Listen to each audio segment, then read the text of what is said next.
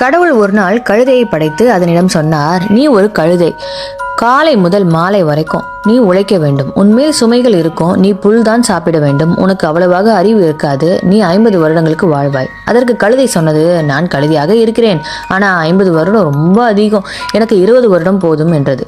கடவுள் கழுதையின் ஆசையை நிறைவேற்றினார். அடுத்து ஒரு நாயை படைத்து அதனிடம் சொன்னார், நீ மனிதனின் வீட்டை காக்கும் காவலன், அவனுடைய அன்பு தோழனாக இருப்பாய். மனிதன் உண்ட பிறகு உனக்கு கொடுப்பான். நீ 30 வருடங்களுக்கு வாழ்வாய் என்று. அதற்கு நாய் கூறியது, கடவுளே, 30 வருஷம் ரொம்ப அதிகம், எனக்கு 15 வருஷம் போதும். கடவுள் நாயின் ஆசையை நிறைவேற்றினார். அடுத்து கடவுள் குரங்கை படைத்து அதனிடம் சொன்னார், நீ ஒரு குரங்கு, மரத்திற்கு மரம் தாவ வேண்டும். ஒரு வித்தைகள் காட்டி மற்றவர்களுக்கு மகிழ வைப்பாய். நீ 20 வருடங்களுக்கு வாழ்வாய் என்று. அதற்கு குரங்கு கூறியது, 20 வருஷம் ரொம்ப அதிகம், 10 வருஷம் போதும் என்றது. கடவுளும் குரங்கின் ஆசையை நிறைவேற்றினார்.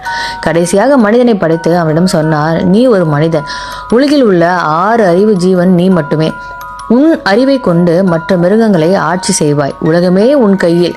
நீ 20 வருடங்களுக்கு வாழ்வாய் என்று. அதுக்கு மனிதன் கூறினான், 20 வருடம் ரொம்ப குறைவு.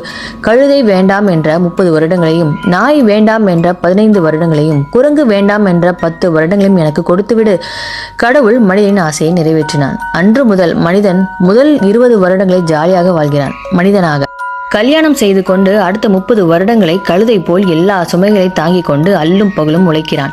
குழந்தைகள் வளர்ந்த பிறகு அடுத்த 15 வருடங்களுக்கு அவன் வீட்டின் நாயாக இருந்து அனைவரையும் பாதுகாத்துக் கொள்கிறான்.